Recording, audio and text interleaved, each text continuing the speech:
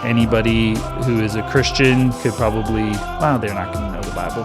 Anyone that's an atheist could probably show you like a myriad of things that were commanded in the OT, and then in the NT, things were taken away from them.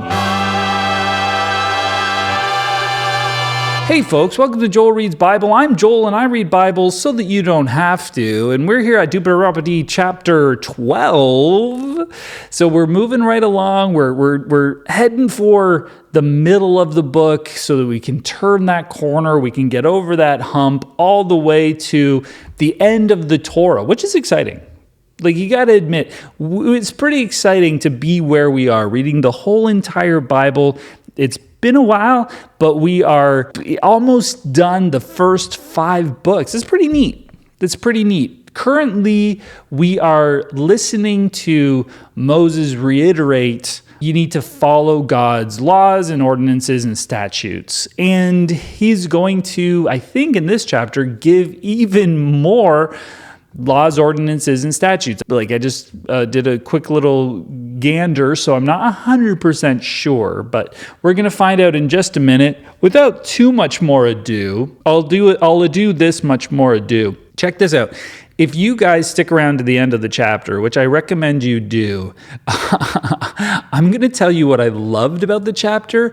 Ooh, yes, and of course, also what I did loathe about the chapter. So if you're sitting there reading it and you're like, did he like anything in this thing?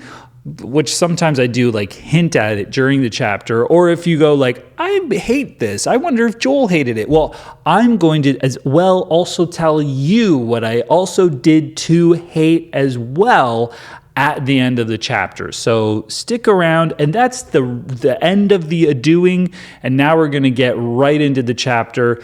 Deuteronomy chapter number 12. I should say that I'm pretty sure Moses is still the one saying these things, but I don't want to just do the Moses voice for the rest of Deuteronomy.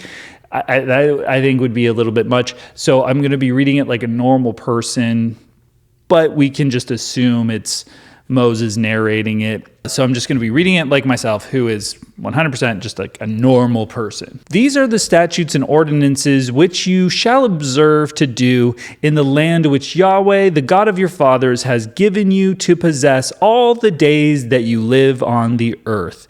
You shall surely destroy all the places in which the nations that you shall dispossess served their gods, on the high mountains and on the hills, and under every tree. You shall break down their altars, dash their pillars in pieces, and burn their Asherah poles in the fire. You shall cut down the engraved images of their gods.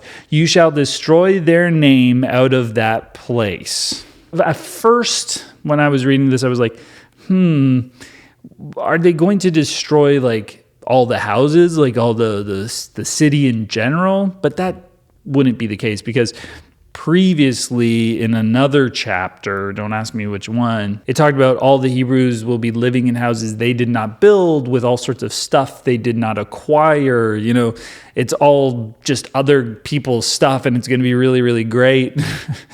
Which sucks. Like, it just sucks to be like that's their goal, is like, we're going to steal another person's life.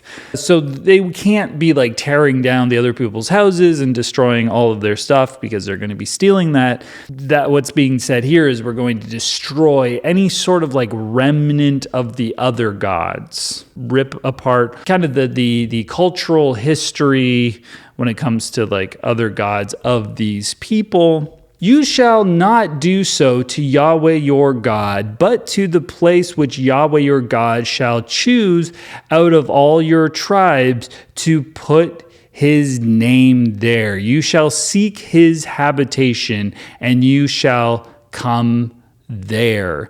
You shall bring your burnt offerings, your sacrifices, your tithes, the wave offering of your hand, your vows, your freewill offerings, and the firstborn of your herd and of your flock there. There you shall eat before Yahweh your God, and you shall rejoice in all that you put your hand to, you and your households, in which Yahweh your God has blessed you. You shall not do all the things that we do here today. Every man, whatever is right in his own eyes, for you haven't yet come to the rest and to the inheritance which Yahweh your God gives you. He's saying that like what you're doing right now is like your own thing, the thing that you guys like. We're not going to do that later. We're going to be doing all the things that God wants you to do.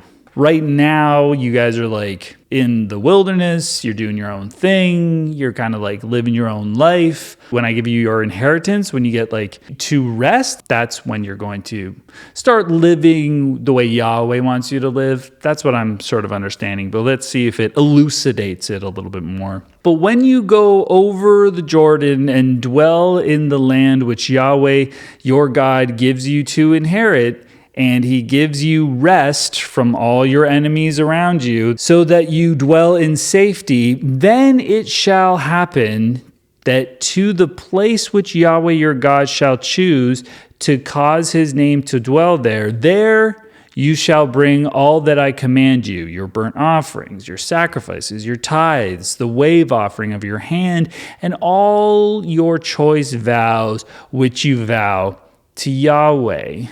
You shall rejoice before Yahweh your God, you and your sons, your daughters, your male servants, your female servants, and the Levite who is within your gates, because he has no portion nor inheritance with you. That's barely true, but okay. Be careful that you don't offer your burnt offerings in every place that you see, but in the place which Yahweh chooses in one of your tribes, where you shall offer your burnt offerings, and there you shall do all that I command you. So I'm not sure what the purpose of this part is. It's just saying you guys are not in the land yet, and when you're in the land, start doing all the killing that I told you to do. So maybe they're not doing so much killing in the wilderness. You know, they were told all of that stuff 2 years in, and that's when they started doing all the killing. So anyway, it doesn't seem to be that particularly important. It might just be a reiteration of like, when you get there, kill animals for me. Quick! I need animals killed. Scott, please kill all the animals ASAP, you know. But saying like tear down all the altars and things that belong to the other gods, and then in these other places worship me and do all the killing for me. Which is really interesting that like all of the rituals that are being done by these, let's say, pagans or heathens or, you know, evil people who are worshiping other gods are just like very, very similar to what Yahweh commands, right? So like when we look at these other gods and what these other people were doing, we go, oh yeah, the people of the time, they were loopy, they were superstitious, they thought that they needed to kill children in order to whatever. Then that's crazy, and they were worshiping these false gods, and it was barbaric, and they were just like ancient people who didn't know anything. Then if you're a Christian, typically you'll be like, but Yahweh, you know, like was miles away from that. And I think that the confusion is because you live in the modern world. So because Yahweh doesn't require that now, and you have the Jesus scapegoat character thing, and you don't really internalize the blood magic sacrifice part of the, like the human sacrifice part of the Jesus story for some reason, you look at this and you go, that was just the same as now. You pray and like there's honoring and stuff like that. It's completely different than what they were doing for Baal or Asherah or these other gods. Completely miles away. And that's dishonest to yourself because it's the same thing, right? It's like one for one. They had altars, they killed things. Well, these people had engraved images and stuff like that. But they wrote the names down, they had pillars, they had all sorts of stuff. The Hebrews are going to come in, destroy all that, and then in specific places, they're going to set up their altars and their Ark of the Covenant that has angels on it and a mercy seat for God to come down and sit there amongst them, and all sorts of like bull's horns and a menorah and just other gold, jewelry or furniture for their version of the exact same stupid, barbaric, superstitious thing, which is motivated by the same desire to have nice crops. So to try to play this up like it's special in its time or different in any way, when huge Christian apologetic is how unique and different and special Christianity is from all the other religions. Well, Judaism, the beginning of this, is not so different. And we can see that in this chapter. They're basically describing what they're breaking down in order to put their version of that, like plug their version of that in there, right? It's the same thing, guys. It's the exact same thing. Yet you may kill and eat meat within all your gates after all the desire of your soul, according to Yahweh your God's blessing, which he has given you. The unclean and the clean may eat of it, as of the gazelle and the deer. Only you shall not eat the blood. You shall pour it out on the earth like water. You may not eat within your gates the tithe of your grain, or of your new wine, or of your oil, or the firstborn of your herd, or of your flock, nor any of your vows which you vow, nor your freewill offerings, nor the wave offering of your hand. But you shall eat them before Yahweh your God in the place which Yahweh your God shall choose. You, your son, your daughter, your male servant, your female servant, and the Levite who is within your gates. You shall rejoice before Yahweh your God in all that you put your hand to. Be careful that you don't forsake the Levite as long as you live in your land. Okay, so there's a specific place where they can eat certain sacrifices. And I think there's, of course, certain sacrifices as well that are completely burned and completely wasted. And some of them are specific for the Levite to eat. But I love the just like reiteration of the scam, right? There's always hints of it. And by hints, I mean just like loud screaming, on the nose, massive, headline, billboard sort of things. Be careful that you don't forsake the Levite as long as you live in your land. It's just like, I shouldn't, we're the ones writing the book. We don't ever like stop doing the nice thing for us. Don't stop feeding us. Very important. Very important that you continue to feed that. The wonderful, brilliant scam of the Levite. But what a picture. You shall not eat the blood. You shall pour it out on the earth like water. It's so bloody. And that's probably why they're not going to do this in the gates of the city. They're like, get out of the city because it will stink. Get out of the city, bring all the animals, bleed them out into the desert, other places, and then eat it out there. Well, what? Eat it out there? Can't we like bring it out there, cook it, and eat it like at home, or like bleed it out there, butcher it, and then bring it in and like eat it?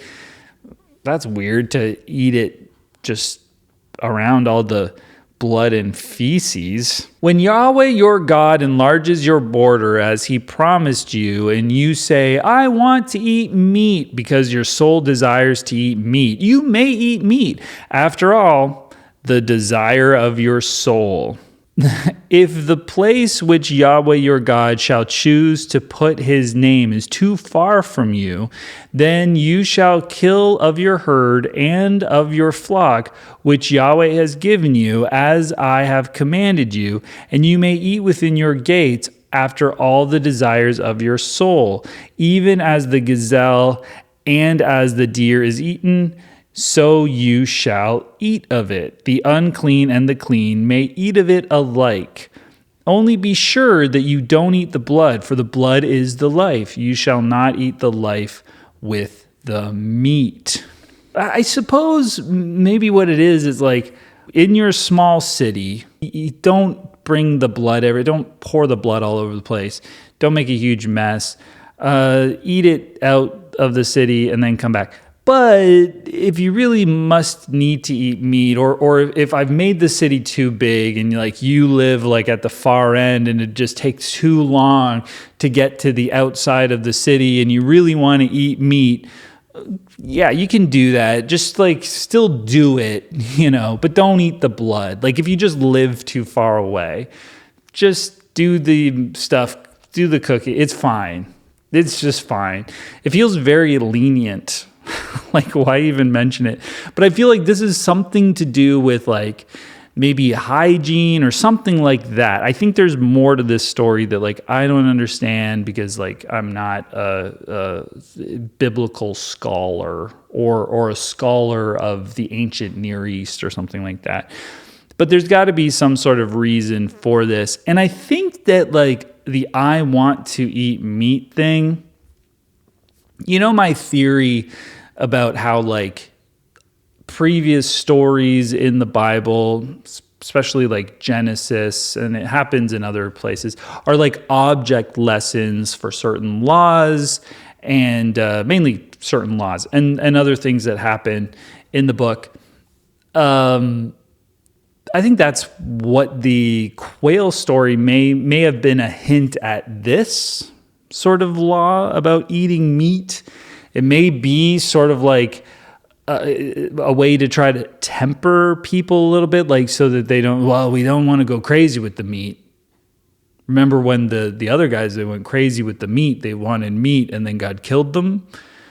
So maybe that's part of it too. They're he's saying we can, but we still probably should eat the meat with the priests. We probably should bring the meat to the priests. Maybe there's something like that in there. But don't ask me. It's all a little bit confusing.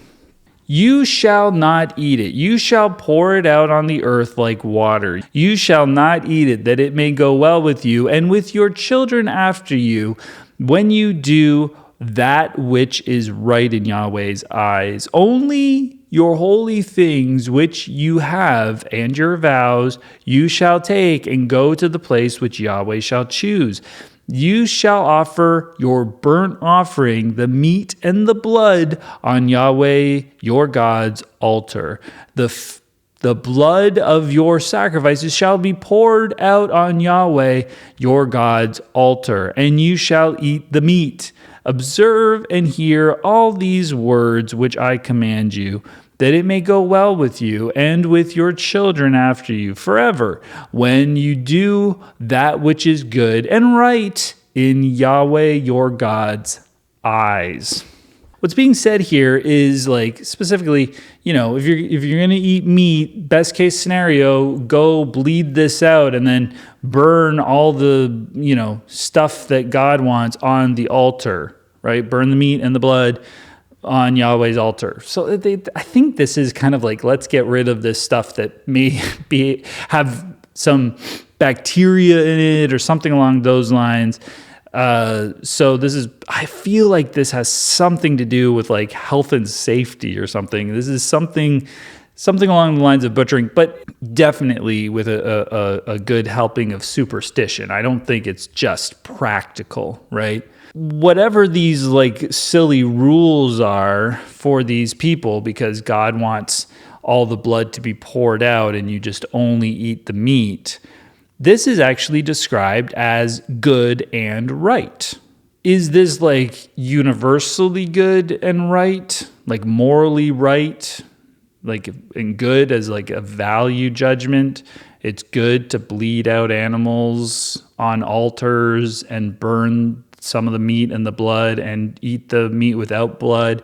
That is good and right? Is that objectively good and right? But it also kind of adds this interesting caveat at the end of the sentence. It says, in Yahweh your God's eyes. So it's telling us that it's subjective. Like, is morality literally just God's opinion? Like in his eyes, the way he sees it, it's good and right. You don't have to see it that way. It's not like in his nature. It's just like in his eyes, he feels like this particular thing of bleeding out animals and eating the meat but not eating the blood is good and right. It's just, it kind of makes me think of I think it's called the Euthyro dilemma, where is something right and good because God says it is, or does God say it is because it's right and good? And I would say that, like, in this case, it seems like it's right and good because that's Yahweh's opinion, because he thinks it's good, the way he sees it, type of thing. And then, of course, they do change, right? Because if it's not currently good and right to bleed out animals on altars and do that whole sacrifice thing, then what he once saw as good and right and not limited and not flawed, which some people will tell you, then he's changed his mind. There's no other way around that, because if he doesn't see that as good and right anymore, then his opinion changed. When Yahweh your God cuts off the nations from before you, where you go in to dispossess them, and you dispossess them and dwell in their land, be careful that you are not ensnared to follow them after they are destroyed from before you, and that you not inquire after their God, saying, how did these nations serve their gods? I will do likewise. You shall not do so to Yahweh your God, for every abomination to Yahweh which he hates, they have done to their gods. For they even burned their sons and their daughters in the fire to their gods. Whatever thing I command you that you shall observe to do, you shall not add to it nor take away from it. So this is where we get the information that these people are like doing human sacrifices to their gods. And Yahweh is saying, do not do human sacrifices. And this is where I think you get like just some contradictions. There is some element of human sacrifice that we've already read, and maybe not as much human sacrifice as just like killing kids and killing women for doing certain things. But I guess that's just capital punishment. I guess that's not the same as a human sacrifice, but it feels like there's a thin line between those things. You know what I mean? Because you're still doing the killing in the name of Yahweh to appease him. So like, isn't that the same as just killing something to appease the God? Like, it's not miles apart. And then definitely there is like the killing of like other nations, like your enemies, and just the slaughter of people because God commands you to do that. If that's not human sacrifice to a degree, then again, I think you're just splitting hairs at this point. But for the sake of the book, I guess, they're not like laying them on an altar and bleeding them out and killing them that way. So it's not as specific to that kind of killing. So Yahweh hates that, and he doesn't want to see that as much as he loves and wants to see people killed, and he wants to do a bunch of the killing. He doesn't want the specific thing where people do human sacrifice until, of course, he changes his mind completely and really, really, really wants his son to do it, who is also himself. That's the only time where he's going to like do a 180 and completely change his mind on that.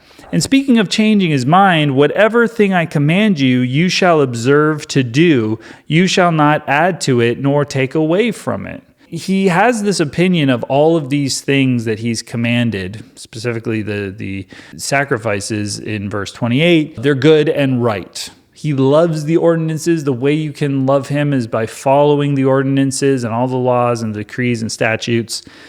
And he's saying here, don't add to it, don't take away from it. Don't add anything to it, don't take away anything from it. I don't know if that's just like a for now. Like he should have put for now there, because I'm pretty sure that like he's going to do it. Like Jesus is going to come and he's going to change it, or he's certainly going to add to it, because he's like, don't murder. By the way, let me add this. If you look at your brother with hatred in your heart, you're a murderer. Like he's going to add to it, right? But you shall also not take away from it. Like for instance, don't like change the divorce laws, because I think Jesus does that. He takes away something from the divorce thing.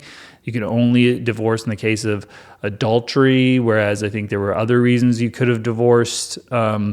We're going to be getting to that. Those are the two that I can think of, but I'm sure that like anybody who is a Christian could probably, well, they're not going to know the Bible.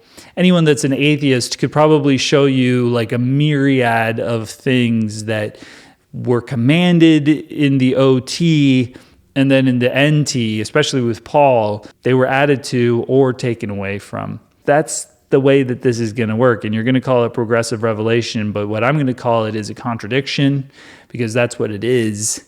And or Yahweh is just like gaslighting us the whole time and making it up as he goes along and changing things, going like, whoa, what happened? What did I love about this chapter? What did I really, really, really love about it? Just being able to see so clearly the similarities between the ancient pagan god worship stuff. Again, maybe not technically pagan. I don't even know what that word really means probably, but the non-ancient Hebrew way of doing sacrifices versus the Hebrew way, and how those two things are just like the same, just a different God, but like doing the same stuff. Okay, the gods that they were worshiping with the Asherah poles and stuff, okay, human sacrifices, all right, bit different. Maybe that's a bit different. But come on, we're still killing things because we want to get something from a magic deity in the sky. It's not that different. It's the same superstition, right? So it's interesting to see those parallels. So I kind of like that. I enjoy to see that. What did I loathe about it? What did I loathe about it? I think I loathed that, like, I don't get exactly what it's getting at when it comes to, like, leave the city to do the killing and bleeding out and then eating.